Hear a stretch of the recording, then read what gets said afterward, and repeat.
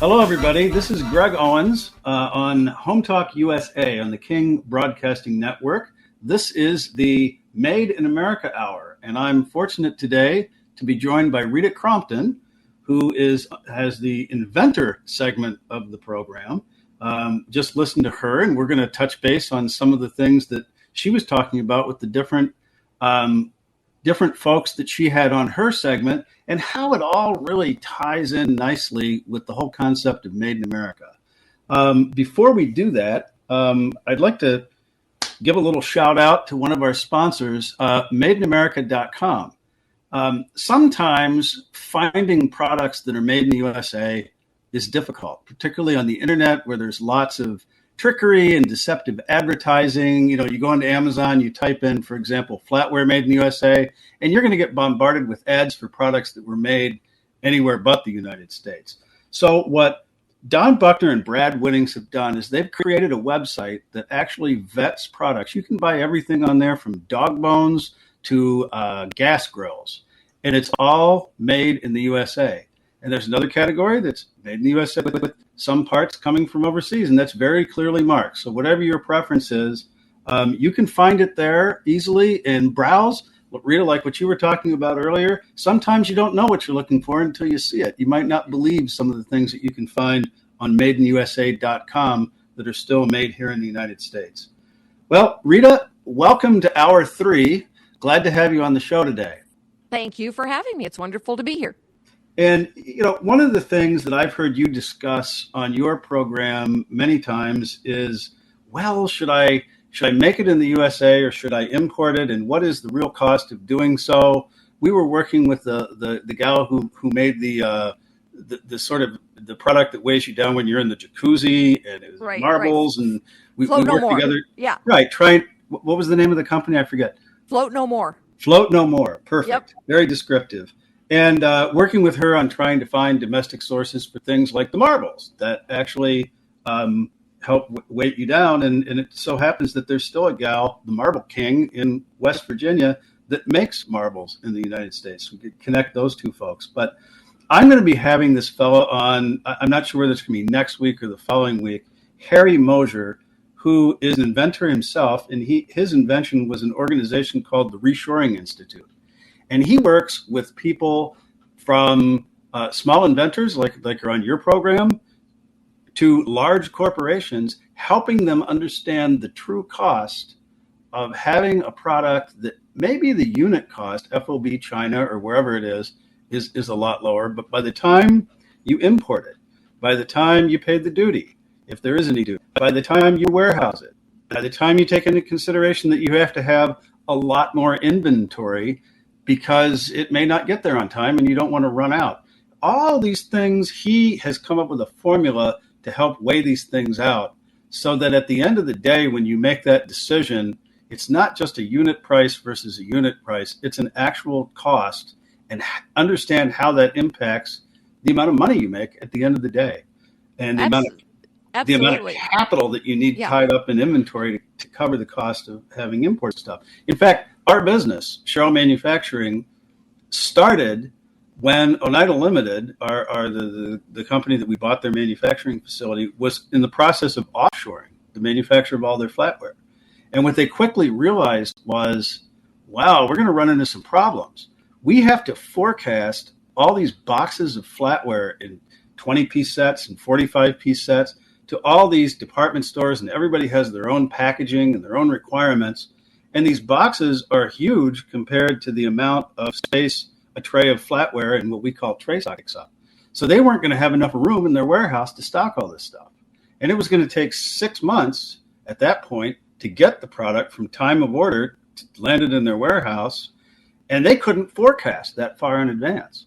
So we came up with a solution for them where they would bring it in bulk, and we would package it on demand based on the orders that they were actually getting that week from different customers. So we had different broken down boxes, and we would simply take the product out of tray stock, put it in boxes, and send it out to them. And, you know, that was a problem that arose from then trying to offshore. And it's something that should be taken into consideration when making a decision about whether to take your product overseas or whether to keep it right here in the good old USA.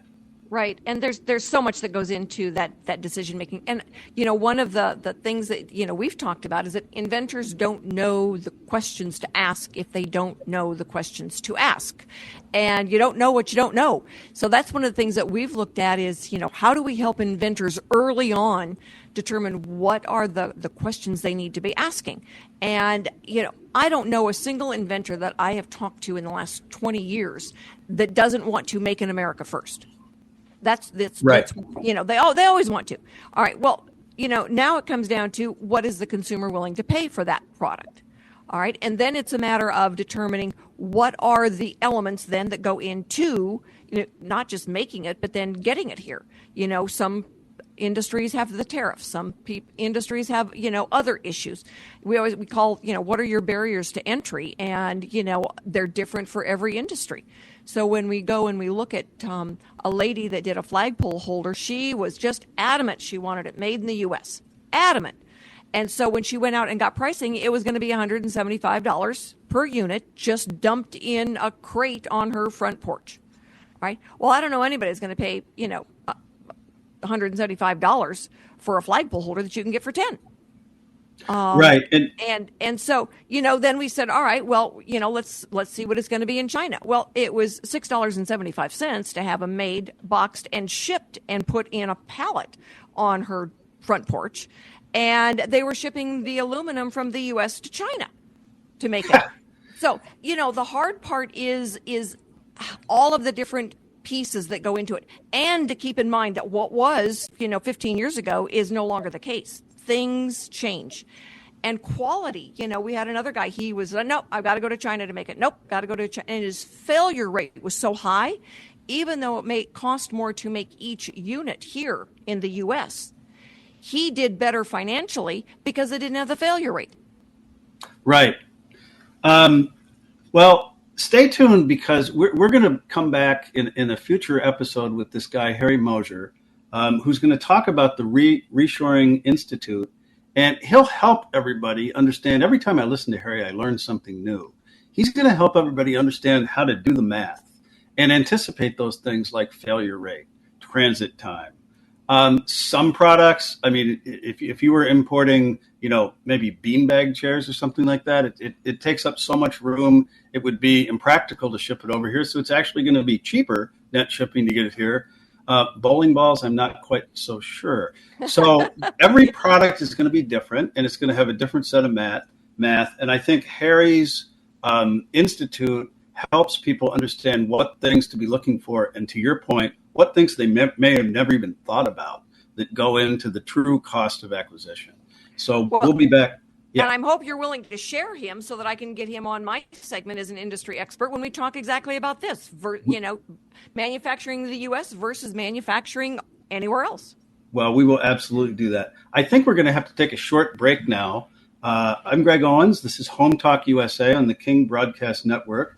I'm here with Rita Crompton. We'll be right back.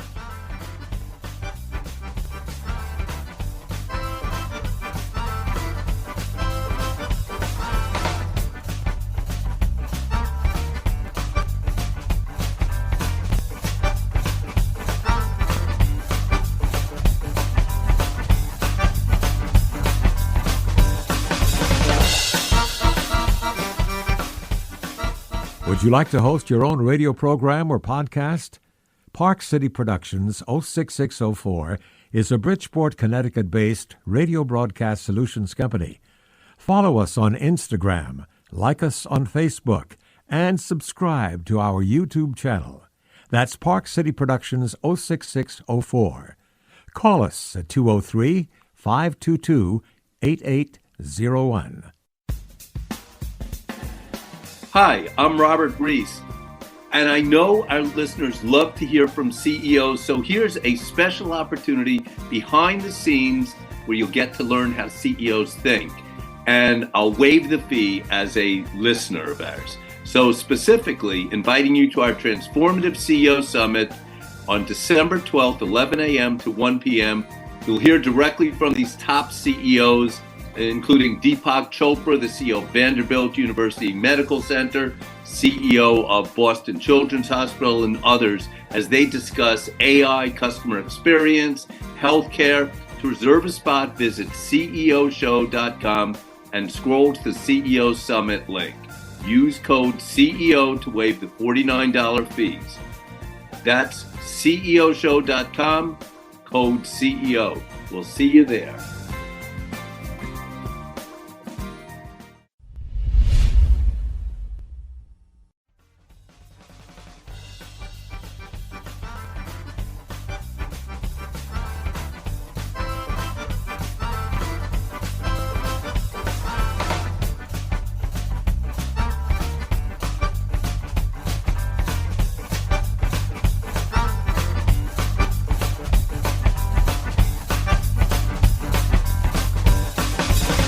Welcome back, everybody, to Home Talk USA. This is the Made in America Hour on the King Broadcasting Network.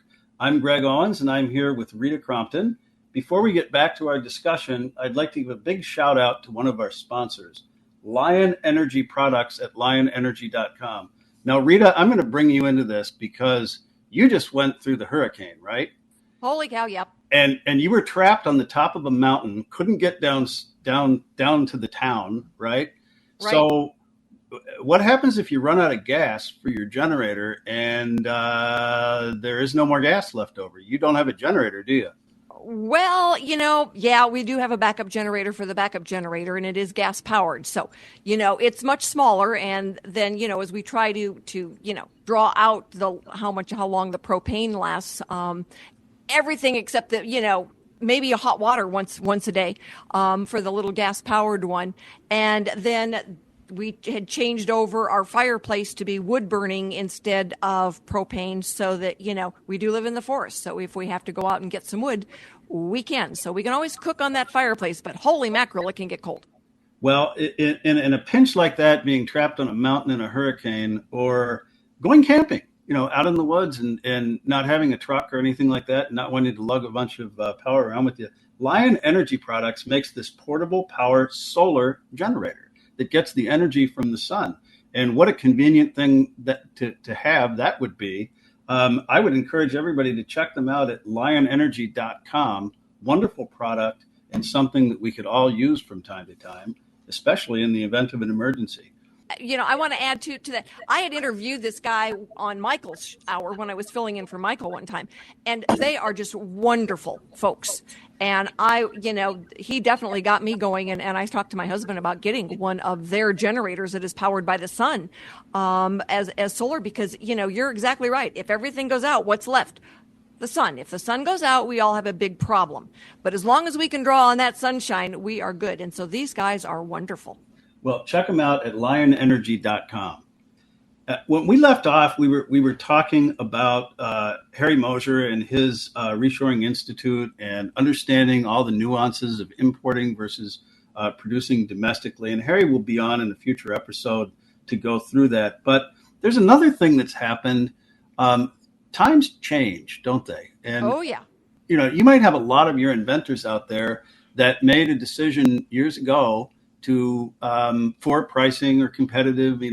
I've played around in the retail game, and they make so much money, and they're always beating you down on costs. So I get it, but especially with some of the changes that are coming up with regard to China and other foreign countries where increased tariffs, different regulations, doesn't really matter who's in Washington from my perspective. I've been going down there for quite a while, and both sides of the aisle are really becoming China hawks. That's going to change the math for a lot of people, isn't it? Absolutely. I mean, there was a day when we manufactured in the U.S. and then we started manufacturing overseas. It made more sense. But when you really think back historically, the reason why we have the Marine Corps is for merchant protection. Mankind has been sailing all over the world for hundreds of years to do business in different countries because it's all about making a buck or a pound or any other currency that you've got going on. And so things do change because now we're starting to see more manufacturing coming home because of transportation, because of different packaging, because we want to make sure that things are eco-friendly. So as times change and our focus changes and technology changes, that allows us to make more eco-friendly products. Now they're making a lot more biodegradable products. And a lot of that stuff's done right here in the U.S. Right. And it's important to stay ahead of the curve on these things, because as times change, if you fall behind, you can get caught with your trousers down, can't you? And all of a sudden find out, geez, that my cost is really quite a bit more than I thought it was. And then as domestic manufacturing comes back to the United States, as it is, we've talked in prior episodes about economies of scale. As manufacturers get bigger, their costs go down. So that question that you asked 5 years ago, that flagpole that might have cost $150, who knows? Maybe it's down to 40. I don't know. Things definitely change, and you've got to be paying attention and always be on top of the technology changes. And that's one of the things that I've told my inventors. It's like, don't go to sleep. You might be getting your royalty check, but don't go and spend all your time at the beach, because as technology changes and materials change, you may have the option of bringing some manufacturing back to the States that you didn't have 10 years ago. And that's a big deal. It is. And another consideration when sending things overseas, and obviously this is the Made in America hour, so I'm pumping up the United States really big, right? Absolutely. So, I wouldn't have it any other way. IP theft issues, and I'm going to go back to the story of Oneida. I mean, when they decided that they were going to offshore their stuff, they rounded up a bunch of their manufacturing people, and it made sense for them to do this. They sent them over to China and Vietnam and Indonesia and sent the tooling over there and taught them how to efficiently manufacture their flatware in the United States. Well, fast forward 20 years, and guess what's happened? They've taken that technology and in some cases copycatted the IP to the extent that they don't get caught with it. But these Chinese manufacturing companies now, and I don't mean to sound xenophobic when I say this, but it's reality. They're all over Amazon with their own brands. Yep. They've circumvented the iconic American brands, and they've cut them completely out of the picture, and they're undercutting them because they no longer have that 50% markup that a brand would typically have to pay their bills. You can go on Amazon and you find all these brands that you've never heard of, and they're using the technology that Oneida gave them to put them out of business.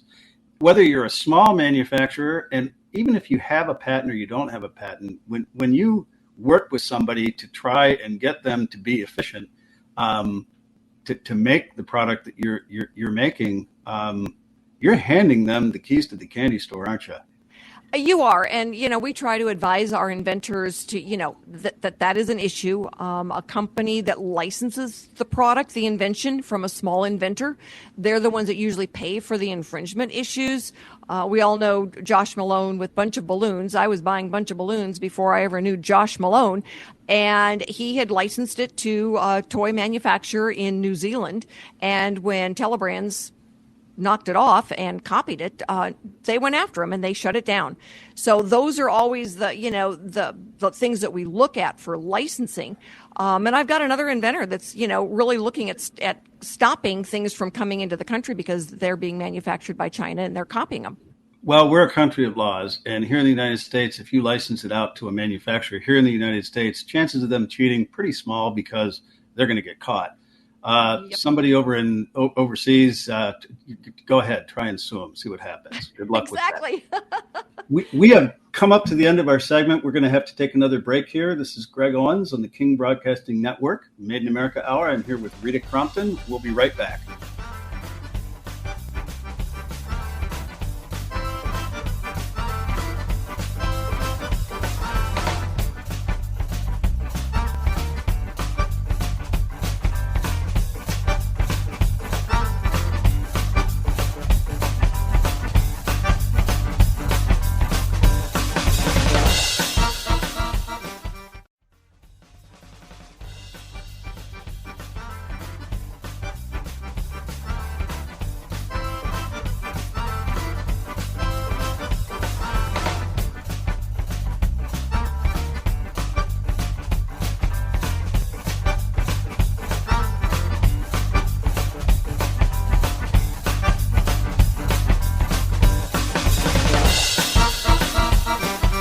Welcome back, everybody, to the Made in America Hour on the Home Talk USA on the King Broadcasting Network. I'm Greg Owens. I'm here with Rita Crompton, and we're talking about inventing. We're talking about Made in America. We're talking about a lot of different things this hour. But before we get back to our conversation, I'd like to thank one of our sponsors, Aztec Washer.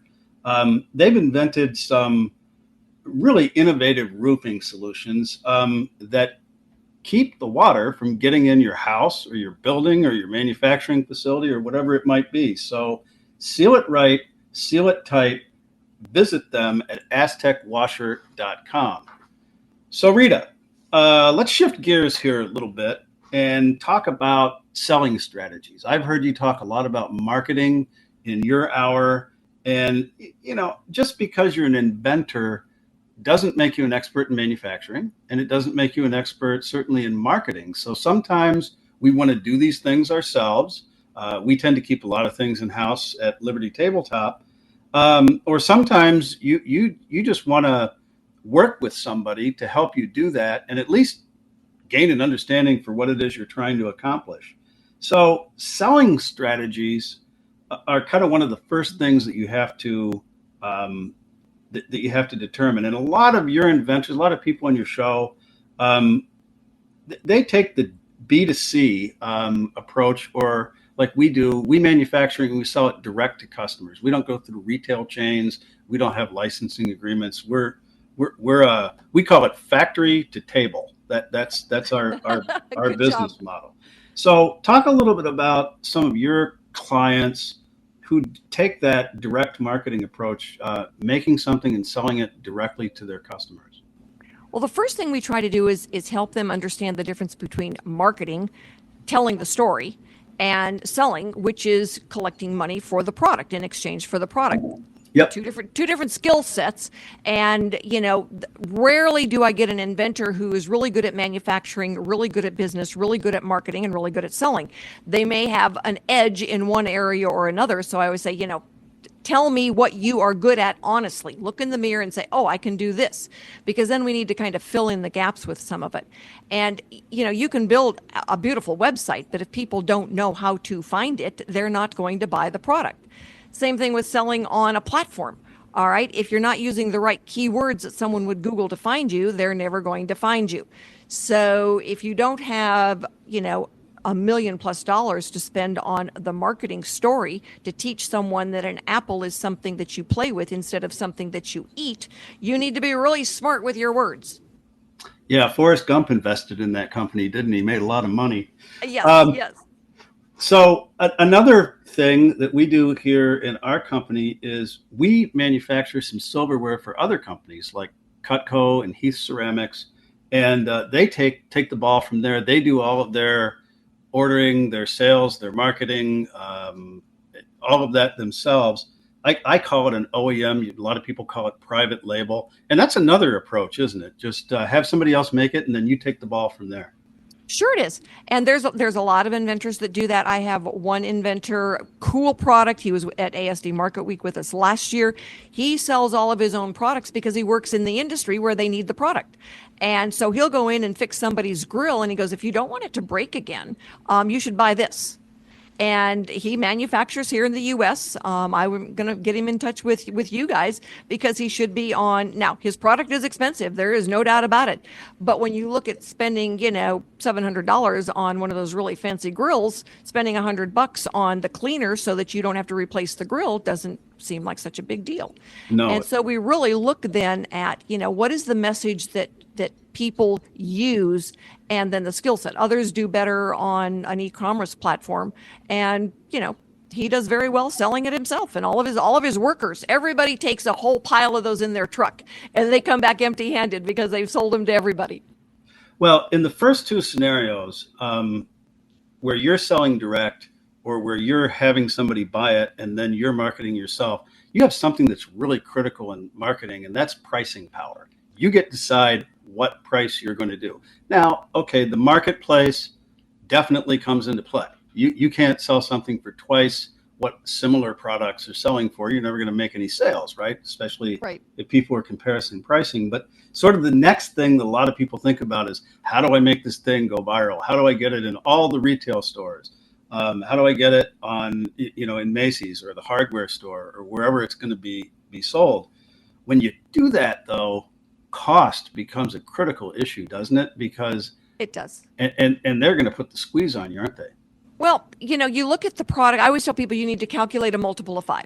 So if your product should retail at $25, you've got to be able to make it, package it, and ship it for 5. And so, when you start looking at those numbers for a lot of inventors, that's the reality check. It's like, I can't do that. Well, all right, then look at your manufacturing, look at your numbers, look at your price points. A lot of times there's a critical price point where the price drops per unit dramatically because you've gone up another 1,000 units. So there's a lot of variables to take into consideration when you're going there. But a lot of people don't realize those big box stores, Home Depot, Walmart, they're consignment shops. So they don't buy anything to resell it. You have to place it. You've got to guarantee that you've got so many units, and they could actually, after they sell 50,000 units, send you an invoice instead of a royalty or a check because you had the barcode in the wrong spot. And they know how to squeeze the inventor. They know how to squeeze you, and they will. They absolutely will, because for them, it's all about the bottom line. So then we look at who supplies to those big box stores, and we go to them, because then they are easier to deal with, but they've got skin in the game too, because they're going to have a price point. Well, yeah, I mean, you go into a Home Depot, for example, and you're buying a paintbrush, and there could be three or four different kinds of paintbrushes in there. They're all about the same price, and all of those people were forced to hit a certain price point. Yep. Walmart is famous for having their good, better, best, Yep. And it's, speaking of Walmart, years ago, we were approached by them when they put on their big Made in America push, right? They were going to bring back all these jobs to the United States. They were going to support American manufacturing. They actually wanted to look at our books. They wanted us to tell them what our manufacturing cost was so that they could squeeze us down to where we were making very little money. And we, of course, we didn't do that. Some of the retailers, like Sam's Club, for example, they have a very small markup on their product. I think it's somewhere in the upper teens. But what they will do is they will scour the internet. And I don't care whether it's on Etsy, whether it's on your own website, whether it's something you put on sale a year ago. They will look and find the cheapest price that you've ever sold it for, and they'll want to sell it for 15% less than that. Yep. And that's I had a gentleman, Costco wanted, I shouldn't have said the name necessarily, but I will try to make this story, non-offensive to anybody except Costco. And so they had asked the inventor, all right, said, we want 25,000 units. How much would that be? And then they tried to negotiate. And then they said, we only want 2,500 units. And they wanted it to go at the same price point. And it's like, but by then they had squeezed him down to where he was, hardly making anything. But he figured, at the bigger numbers, he would be able to make up the money. But when they took the same price point, and I would tell inventors, stand in front of the mirror. And when they ask you a question, you say, that is proprietary information. Your cost is proprietary information. Practice saying that so it just rolls off your tongue. That's proprietary information. So that it is nobody's business what your cost per unit is except yours. And then there's the whole concept of licensing agreements. And we've looked into licensing trademarks, for example. And in a lot of cases, what we were told, being on the licensor's side, is that we expect to have a minimum amount of royalties. And if we couldn't make a commitment to sell $300,000 worth of something, that they weren't interested, or we needed to cover some sort of royalty thing. And I don't know how that plays into the conversation you have with your clients, your listeners, on licensing agreements, but certainly something that dissuaded us from entering that market. You probably made a very good decision. When I get an inventor that says, well, I have minimums, it's like, I'm sorry, nobody's going to work with you. Right. And so doesn't happen. We're coming up to the end of this segment, but when we come back, I want to take a look at another way that people go to market, and that is through trade shows and this thing called ASD Marketplace that we've been hearing an awful lot about for the last couple months. This is Greg Owens. I'm here at Home Talk USA. This is the Made in America Hour on the King Broadcasting Network. I'm here with Rita. We will be right back.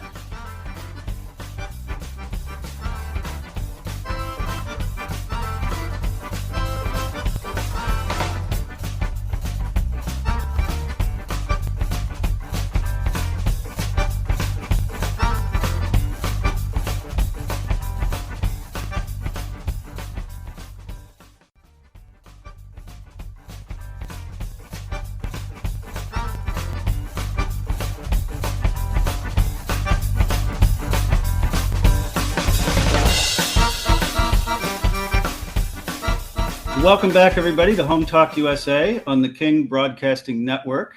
I'm Greg Owens, and I'm here with Rita Crompton. Before we get back to our discussion, I'm going to talk about DIY projects. I've been talking about that on previous episodes, and the fact that I love to do things around the house. I'm not only the Made in America guy, I'm a tinkerer. So one of the projects that I'm going to have to do in the next couple months is lay some carpet. And that's a little intimidating for me because I've never done it before. And in a carpet seam, how do you get that to come out right? So there's this company called Bond Products, and they make a special binding to help DIYers like myself do the job right. Visit them at bondproducts.com. I will be doing that soon. So welcome back, Rita. And I just kind of wanted to wrap up this hour. We have a couple more things that we want to talk about, but I want to give you a chance to talk about ASD Marketplace. Trade shows and different shows like ASD Marketplace are a great way to get your product in front of buyers that are looking for it, but also expose it to buyers that may not even know that they were looking for it. But they might think, wow, this is really cool. I need this. And you're exactly right. It's when we go to ASD Market Week, they are able to come in. We're in a really great location. We are just, 4 rows from the very front door. We're along the concession area, restrooms. So it is the high traffic spot to be at. And 1,000 square feet. So we've got a very large size booth. And our 40 products will be there. People can come in and look and see what's in all, there is something for almost every single industry there, which is really exciting. And, people can come and buy new products. They can order for their stores. They can see when inventory will be in. And for the inventors, I can, honestly tell them you will talk to more people in 4 days than you will in 6 months talking on the phone. Right. And they love seeing eye to eye, and people love testing the product and seeing how it works and holding it. Well, I have you ever been to the House Fair show in Chicago? Oh, yeah. At McCormick Place? And yeah. There's the 3-story booths that the big guys have in there, and they're selling their stuff. I always found it the most interesting booths like you're talking about, where it's the small inventors. They've come up with a new can opener that you've never seen before, and it's just like, wow, this is really cool. I need this.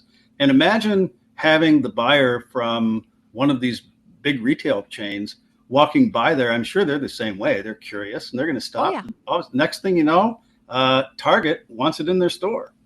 Yep. And so it's so much fun. I mean, I've been to like the SEMA show that is just layer after layer of car products. And, all of the booths are huge there because, you can't put a car in a 10 by 10. So, the next thing there's, all these vehicles and locations and track races and everything. And then there's the little inventor, the guy that's got, this one little product in a 10 by 10 booth, and everybody's going, whoa, did you see that one? And we had one lady that had gone, she'd taken her product to a medical convention, and people were coming around saying, are you the girl with the powder? Are you the girl with the powder? And her product just went over, and we ended up licensing it to the medical company that made the product that caused the problem. And they knew it was a problem, but they didn't know how to fix it. And so they licensed her product, and now they're going to market with it. And they've got all of the international medical approvals. And so, those things that we see happen are so exciting, and it just gets me giddy, crazy. Now you're pulling together a bunch of different companies? 40, you said, or 40 more? inventors. 40 inventors. Some of them have companies, some of them not yet. And we will go and show off their products, and we will post online. We will have them on the radio. We will stream their products and their advertising out on all of the platforms that we are on, but so does ASD. We've got a dashboard, so we load all the products to ASD, and anybody that is curious about, the different exhibitors at ASD Market, we can go and log on and find us. We're under the Invent America banner and take a look at the products. And so what you're doing is you know what you're doing, right? So you go to these trade shows and it's very expensive. And if you don't know what you're doing, I mean, if you want a table, if you want an outlet brought in and plugged into the wall, you got to go through the union, right, to get that done. I mean, it's a very it's expensive, convoluted process, and it's so this is a great way for inventors to team up with you and others, share that cost, gain the experience, and really get 100% of the exposure that they're looking for. And who knows, maybe they go on their own in the future, but it's a great way to then get the foot in the door, right? You have to pay for everything, including a trash can, unless you're bringing it from your motel room. Plugins, internet, everything. The carpet, you're renting basically a 10 by 10 square, but you got to pay for the carpet, the tables, everything. We have a storage unit out there where we've got all of our monitors and tables and everything. We used to lay our own carpet even, and just to save money. And it can get really expensive. An inventor not knowing, and they go, I can pay, $4,500 for a 10 by 10 rental, and not realize by the time it's all said and done, they're going to be somewhere around $7,000. And that includes none of the online advertising. We've got staff people that we take. So there's 5 staff people, and they take the different products out and go around and find the leads for the inventors. So if the inventor can't be there, that's fine. We like it best when the inventor goes, but they don't have to be there. They can send their product, because the staff people are going to be assigned all the products, whether the inventor is there or not. And most people don't realize that. They don't have the ability to bring, multiple people or pay for professionals to be there to sell the products for them. So let's just say there's somebody out there who's an inventor that says, wow, I need to get involved in this. Who do they call? Do they call you? How do they go about that? They call me, 303-910-8889. That phone number is everywhere. They're going to etch it on the side of my casket. I'm taking it with me. And what are you going to tell them? You're going to tell them how they can be included? Absolutely. And one of the things I'm going to get is their email address, so I can start sending them information. I can send them pictures of past shows. I can tell them what's included in it, what we need from them, high resolution photos, video links if they've got them, anything like that we can use to help market their product. And that's what I want from the inventors. But, a phone call, a text message, so that I can reach out and start sending them information. I want their email address eventually. But if they Google Rita Crompton, they're going to get more pages with my contact information than they know what to do with. And you're actually going to answer the phone, aren't you? I am going to answer the phone. I do all the time. Unfortunately, we're not going to have time for that today, because we've come up to the end of our hour. Rita, thank you for joining me today. Absolutely a pleasure. And this is Home Talk USA on the King Broadcasting Network. This has been the Made in America Hour. I hope you enjoyed it. I will be back soon. Back next week, perhaps with Harry Mosier from the Reshoring Institute, to talk about everything that we talked about in the first segment of this show. So thank you for joining us. We'll look forward to you joining us next week.